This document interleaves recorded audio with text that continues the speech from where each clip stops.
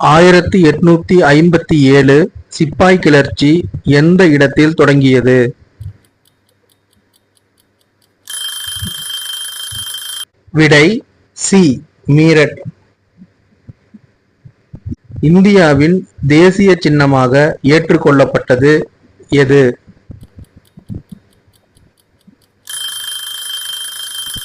Answer B, Sarnath Ashoka ஸ்தம்பம்.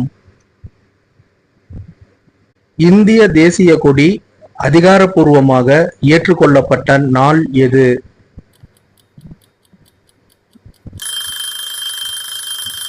விடை B, July 22, 1947.